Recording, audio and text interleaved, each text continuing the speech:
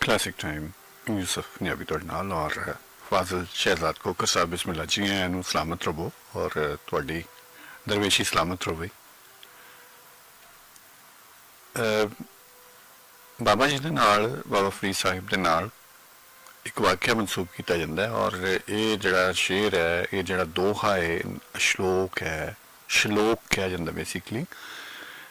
ਇਹਨੂੰ ਬਹੁਤ ਸਾਰੇ ਰੱਬ ਲੋਕਾਂ ਨਾਲ ਸ਼ਾਇਰਾਂ ਨਾਲ ਜੋੜਿਆ ਗਿਆ, ਲੇਕਿਨ ਜ਼ਿਆਦਾ ਮੁਤਫਿਕ ਨੇ ਬਾਬਾ ਫਰੀਦ ਤੇ। ਬਾਬਾ ਫਰੀਦ ਸਾਹਿਬ ਦੇ ਨਾਲ ਜਿਹੜੀ ਇੱਕ ਦਾਸਤਾਨ ਛੋਟੀ ਜਿਹੀ ਜੁੜੀ, ਉਹ ਵੀ ਮੈਂ ਤੁਹਾਨੂੰ ਸੁਣਾ ਦਿੰਦਾ ਹੈ ਔਰ ਇਸ ਸ਼ਲੋਕ ਦੇ ਮੁਤਾਲਿਕ ਆ। ਬਾਬਾ ਸਾਹਿਬ ਇੱਕ ਆਪਣੇ ਵੇਲੇ ਦੇ ਬਹੁਤ ਵੱਡੇ ਮੁਹੱਕਕ ਆਲਮ ਔਰ ਇੱਕ ਮਦਰਸਾ ਚਲਾਉਂਦੇ ਸਨ, ਜਦੋਂ ਦੂਰੋਂ ਦੂਰੋਂ ਲੋਕ ਬਾਬਾ ਫਰੀਦ ਸਾਹਿਬ ਕੋਲ ਇਲਮ ਦੇ ਹਸੂਲ ਵਾਸਤੇ ਆਉਂਦੇ ਸਨ। ਔਰ ਆਪ ਜਿਹਦਾ ਮਦਰਸਾ ਬਹੁਤ ਮਤਲਬ ਹਰ ਆਮ ਖਾਸ ਵਾਸਤੇ ਖੁੱਲਾ ਸੀ, ਜਿਹਦੇ ਵਿੱਚ ਕਿਸੇ ਕਿਸਮ ਦਾ ਕੋਈ ਭੇਦ ਨਹੀਂ ਸੀ ਰੱਖਿਆ ਜਾਂਦਾ ਕਿਸੇ ਅਮੀਰ ਗਰੀਬ ਦਾ। ਜਦੋਂ ਕਿ ਉਸੇ ਵੇਲੇ ਇੱਕ ਮਦਰਸਾ ਮੁਲਤਾਨ ਵਿੱਚ ਸੀ, ਬਾਉਦੀਨ ਜ਼ਿਕਰੀਆ ਮੁਲਤਾਨੀ ਦਾ, ਜਿਹੜਾ ਕਿ ਐਲੀਟ ਕਲਾਸ ਵਾਸਤੇ ਸੀ। ਐਲੀਟ ਕਲਾਸ ਉਹਦੇ ਵਿੱਚ ਜਾ ਸਕਦੀ ਸੀ, ਆਮ ਬੰਦੇ ਦਾ ਦਾਖਲਾ ਉੱਥੇ ਮਮਨੂਅ ਸੀ। ਉਹ ਉਸ ਮਦਰਸੇ 'ਚ ਨਹੀਂ ਸੀ ਪੜ੍ਹ ਸਕਦਾ। ਉਸ ਵੇਲੇ 'ਚ ਬਾਬਾ ਫਰੀਦ ਸਾਹਿਬ ਦੇ ਮਦਰਸੇ ਵਿੱਚ ਹਰ ਆਮੋ ਖਾਸ ਤਾਲੀਮ ਹਾਸਿਲ ਕਰ ਸਕਦਾ ਸੀ। ਖੈਰ ਇਹ ਸਾਡਾ ਮੌਜੂ ਨਹੀਂ ਹੈ, ਅਸੀਂ ਰਾਹ ਜਾਂਦੀਆਂ ਸਾਨੂੰ ਆਦਤ ਹੈ ਚੁੰਡੀ ਵੱਢਣ ਦੀ। ਅੱਛਾ, ਇਹ ਵੀ ਹੁੰਦਾ ਹੈ ਕਿ ਕੁਛ ਕਿਸੇ ਚੀਜ਼ ਦਾ ਤੁਹਾਨੂੰ ਪਤਾ ਹੋਣਾ ਵੀ ਤੁਹਾਡੇ ਲਈ ਕਦੀ ਕਦੀ ਅਜ਼ਾਬ ਬਣ ਜਾਂਦਾ ਹੈ। ਫਿਰ ਉਹ ਕੋਈ ਗਲਤ ਬਿਆਨ ਕਰ ਰਿਹਾ ਹੋਵੇ ਜਾਂ ਕੁਛ ਵੀ, ਤੁਹਾਡਾ ਅੰਦਰੋਂ ਮਨ ਲੋਚਦਾ ਹੈ ਕਿ ਤੁਸੀਂ ਜਨਾਬ ਉਹ ਫੌਰਨ ਦੱਸੋ। ਹਾਲਾਂਕਿ ਬਾਬਿਆਂ ਨੇ ਠਹਿਰਾਓ ਨੂੰ ਸਭ ਤੋਂ ਵੱਡਾ ਇਨਾਮ ਕਰਾਰ ਦਿੱਤਾ ਹੈ ਕਿ ਕੁਝ ਸੁਣ ਕੇ ਤੁਹਾਨੂੰ ਅਗਰ ਪਤਾ ਵੀ ਹੈ ਤੇ ਸੁਣ ਕੇ ਤੁਸੀਂ ਖਾਮੋਸ਼ੀ ਇਖਤਿਆਰ ਕਰਨਾ ਹੈ। ਬੜਾ ਹੌਸਲੇ ਦੀ ਗੱਲ ਹੈ। ਬਾਬਾ ਸਾਹਿਬ ਮਸਜਿਦ ਦੇ ਪੇਸ਼ਮਾਮ ਕੋਲ ਗਏ ਤੇ ਉਹਨੂੰ ਕਹਿੰਦੇ ਕਿ ਆਪਣਾ ਮੌਲਾਨਾ ਸਾਹਿਬ ਇਸਲਾਮ ਦੇ ਕਿੰਨੇ ਰੁਕਨ ਨੇ? ਉਹ ਕਹਿੰਦੇ ਜੀ 5। ਬਾਬਾ ਸਾਹਿਬ ਕਹਿੰਦੇ ਨੇ ਕਿ ਜ਼ਰਾ ਯਾਰ ਸੋਚ ਲਓ, ਮੇਰਾ ਖਿਆਲ ਹੈ ਕਿ 6 ਨੇ। ਉਹਨਾਂ ਕਿਹਾ ਨਹੀਂ ਬਾਬਾ ਜੀ 5 ਨੇ, ਔਰ ਗਿਣ ਕੇ ਸੁਣਾ ਦਿੱਤੇ।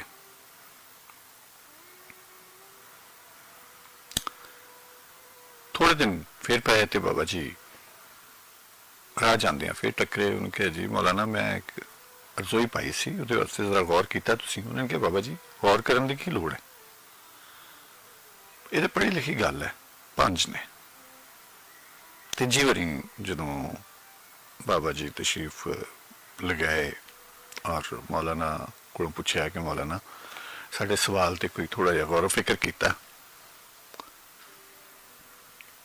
ਮੌਲਾਨਾ ਨੇ ਅੱਗੋਂ ਫਰਮਾਇਆ ਕਿ ਬਾਬਾ ਜੀ ਤੁਸੀਂ ਮਾਸ਼ਾਅੱਲਾ ਇੱਕ ਮਦਰਸਾ ਵੀ ਚਲਾ ਰਹੇ ਹੋ, ਤੁਹਾਨੂੰ ਇੱਥੇ ਆਲਮ ਗਿਣਿਆ ਜਾਂਦਾ ਹੈ, ਇਹ ਨਾ ਹੋਵੇ ਕਿ ਮੈਂ ਤੁਹਾਡੇ ਤੇ ਕੁਫਰ ਦਾ ਫਤਵਾ ਲਾ ਦਿਆਂ ਤੇ ਜਿਹਦਾ ਫਿਰ ਕੋਈ ਹੱਲ ਨਹੀਂ ਹੈ।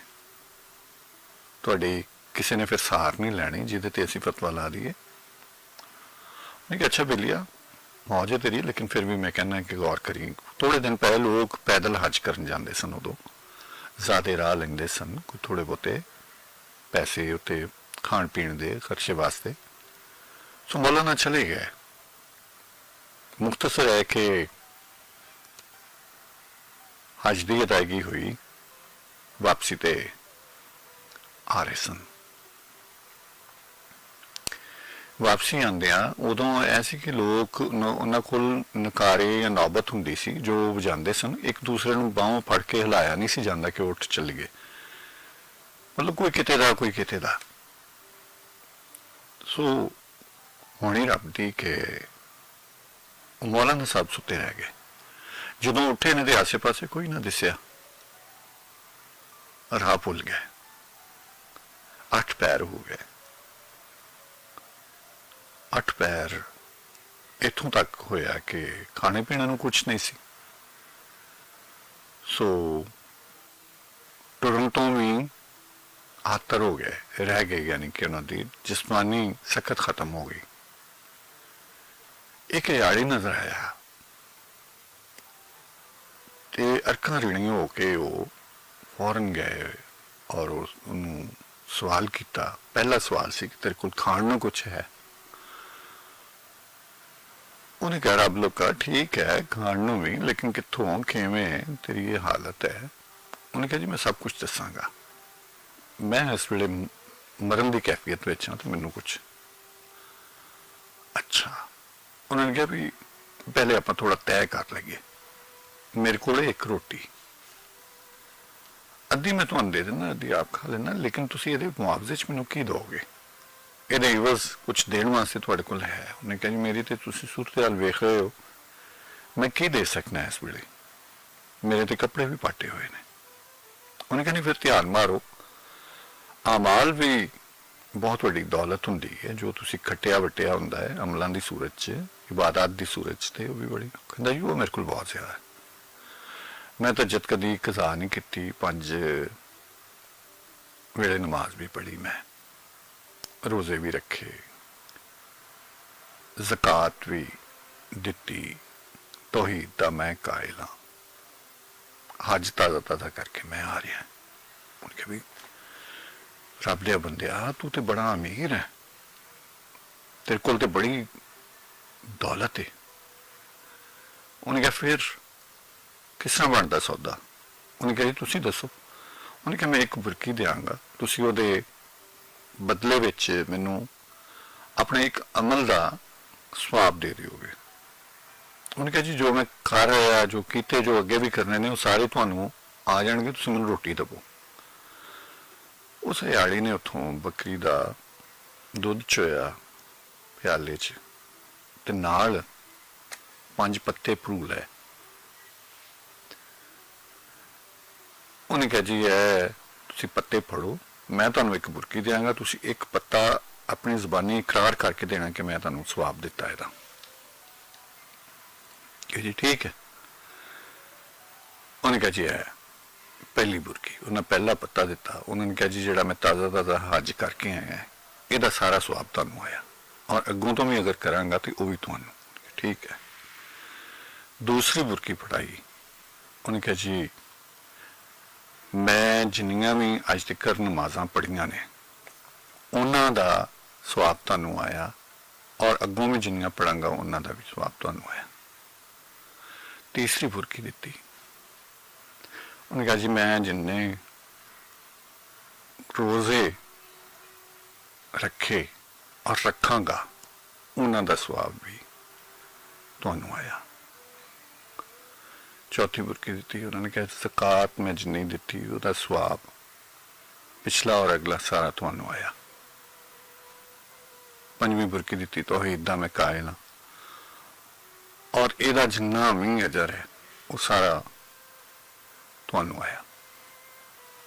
ਖੈਰ ਉਹ ਨਾਲ ਲੈ ਗਿਆ ਮੌਲਾਨਾ ਸਾਹਿਬ ਨੂੰ, ਉਹਨਾਂ ਨੇ ਜਾ ਕੇ ਕੱਪੜੇ ਕੁਪੜੇ ਬਦਲਾਏ, ਔਰ ਜਿਹੜਾ ਉੱਥੋਂ ਕੋਈ ਕਾਫਲਾ ਆ ਰਿਹਾ ਸੀ ਪੰਜਾਬ ਵੱਲ, ਉਹਦੇ 'ਚ ਰਲਾ ਦਿੱਤਾ। ਮੌਲਾਨਾ ਸਾਹਿਬ ਆ ਗਏ ਘਰ, ਸਾਰੇ ਮੁਬਾਰਕਾਂ ਦੇ ਰਹੇ ਨੇ, ਬਹੁਤ ਖੁਸ਼ ਨੇ। ਸ਼ਾਮ ਵੇਲੇ ਬਾਬਾ ਜੀ ਵੀ ਆ ਗਏ, ਔਰ ਬਾਬਾ ਜੀ ਨੇ ਮੁਬਾਰਕ ਦਿੱਤੀ ਬਾਬਾ ਫਰੀਦ ਸਾਹਿਬ ਨੇ ਕਿ ਵੀ ਬਹੁਤ ਵਧਾਈਆਂ ਹੋਣ, ਤੂੰ ਇੱਕ ਬੜਾ ਵੱਡਾ ਫਰਜ਼ ਅਦਾ ਕਰਕੇ ਆਇਆ। ਸੋ ਮੇਰਾ ਸਵਾਲ ਅਜੇ ਵੀ ਉੱਥੇ ਹੀ ਹੈ, ਕੋਈ ਮੇਰੇ ਮੈਂ ਸਮਝਣਾ ਕਿ 6 ਰੁਕਨ ਨੇ ਤੇ ਸੁਣੇ। ਉਹਨੇ ਕਿਹਾ ਬਾਬਾ ਤੇਰੀ ਗੱਲ ਉੱਥੇ ਹੀ ਰਹੀ, ਮੈਂ ਅੱਜ ਕਰ ਰਿਹਾ, ਇੰਨਾ ਚਿਰ ਗੁਜ਼ਰ ਗਿਆ, ਪਰ ਬਾਬਾ ਤੇਰੀ ਸੂਈ ਉੱਥੇ ਜਿਹੜੀ ਹੈ। ਸੋ ਬਾਬਾ ਜੀ ਨੇ ਉਹ 5 ਪੱਤੇ ਕੱਢੇ ਔਰ ਉਹਨੂੰ ਫੜਾ ਦਿੱਤੇ ਕਿ ਯਾਰ ਜਿਹੜੇ ਇੱਕ ਨੂੰ ਨਹੀਂ ਮੰਨ ਰਿਹਾ ਔਰ ਉਸ ਇੱਕ ਵਾਸਤੇ ਤੂੰ 5 ਦੇ ਆਇਆ, ਫਿਰ ਨਹੀਂ ਮੰਨ ਰਿਹਾ। ਸੋ ਮੌਲਾਨਾ ਸਾਹਿਬ ਨੇ ਤਾਇਬ ਹੋ ਕੇ ਬਾਬਾ ਜੀ ਕੋਲੋਂ ਮਾਫੀ ਮੰਗੀ। ਸੋ ਸ਼ਲੋਕ ਹੈ ਕਿ 5 ਰੁਕਨ ਇਸਲਾਮ ਦੇ 6ਵਾਂ ਅੱਖ ਟੋਕ ਇਕੋਨਮੀ, ਜੇ ਨਾ ਹੋਵੇ 6ਵਾਂ ਪੂਰਾ 5 ਜਾਂਦੇ ਮੁੱਕ। ਕੀ ਕਹਿੰਦੇ ਹੋ? ਕਲਾਸਿਕ ਟਾਈਮ, ਯੂਸਫ ਪੰਜਾਬੀ ਤੁਹਾਡੇ ਨਾਲ। ਆਓ ਇੱਕ ਰੰਗ ਸੁਣਨੇ ਹਾਂ।